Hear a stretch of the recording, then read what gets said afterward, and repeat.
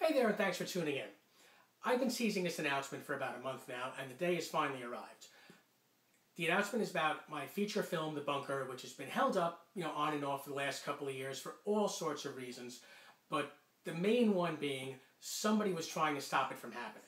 Well, I'm happy to tell you that The Bunker now has a street date, and that street date would be today. Film is being released in North America through Commodity Films, and it's being handled overseas by Tomcat Films, and I couldn't be happier. Tell you a little bit about the movie. It's a story of a congressman's daughter kidnapped off the streets of New York after she runs away the night that he announces his bid for re-election. It stars Terry West, who you may know from the movie Flesh for a Beast, or his work on Blood for the Muse. He's done comic work before. We've worked together for years.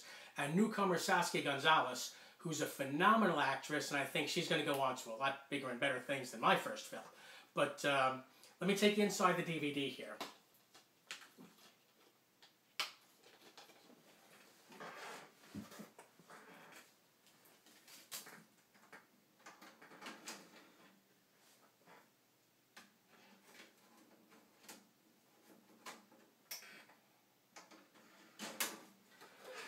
People will tell you that DVD is dead, and that there is no market for it or anything like that.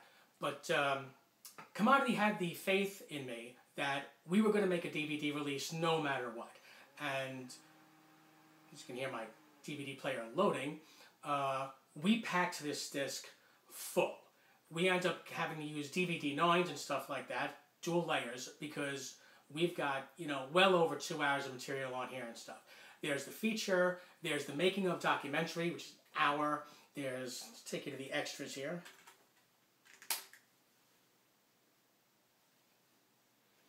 The very first thing I ever shot, which was the commercial featuring Zachary, the cool ghoul, for the comic book series that we were putting out with him. There's my speech from the Gasparilla International Film Festival, where I won the Achievement in Cinema Award. There's a 50-image slideshow, and there's also the foreign and domestic trailers, plus an Easter egg for you, all on the DVD. As well, I wouldn't let this go by without the chance to drop in some comic work. I haven't done a comic story in about 5 years, but this comic features what we believe is the last published work of artist Harry Rowland, who's a famous Monsters, cover illustrator. He did the work on the Night Stalker covers from a couple of years back when they relaunched that as a comic title. So there's just a ton of stuff in here. The actual DVD running time with everything is roughly 2 hours and 40 minutes. Now, for those of you who heard on some wannabes radio show the following: this film can never come out, asshole. Never come out. It will never come out until you settle with me and you settle the money you fucking owe me. And then maybe I'll sign off on this film. Otherwise, there isn't a distributor in the fucking world that's gonna touch this. I want to let you all know that the blind douchebag who tried to sell my film behind my back for a third fucking time, well, we settled his fucking hash, guys. The company dropped it. That's right. The company dropped his fucking ass. They got my legal notices and they dumped the whole thing. Not only is that not true, we just secured another distributor who's going to be handling retail DVD sales for us. As well, I've got a streaming deal overseas and a streaming deal domestically and an IPTV deal for the fall. So, what you heard from Hart Fisher, who's been whining ever since he quit this film, are lies. And Josh Hadley facilitates those lies, and it's going to be fun over the next couple of weeks on Sight Unseen Insider for me to expose every single one of them. Try to sell this film for the third time? No. Actually, I went to AFM once with the final cut of the film, received multiple offers, and signed 2 deals. I got my Commodity deal and my Tomcat deal from one film market.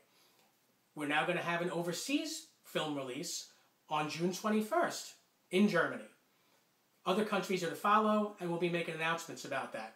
So this whole notion that I try to sell this film behind his back, lies, just more and more lies. As far as his legal notices, here's a bit of info for you, Hart.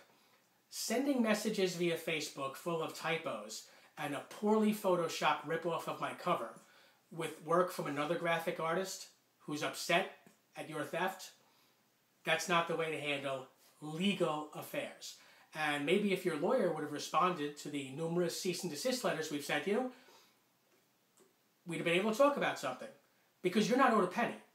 What you got was exactly what you came in on for.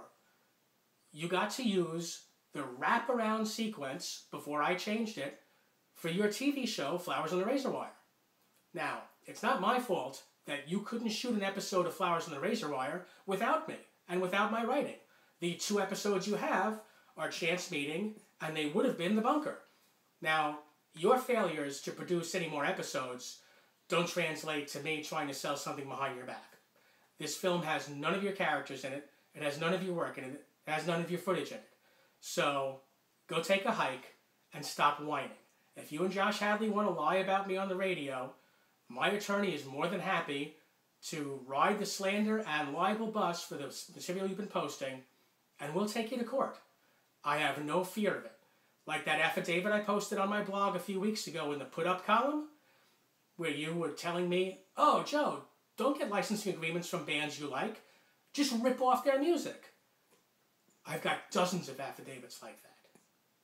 And I'll be publishing them all.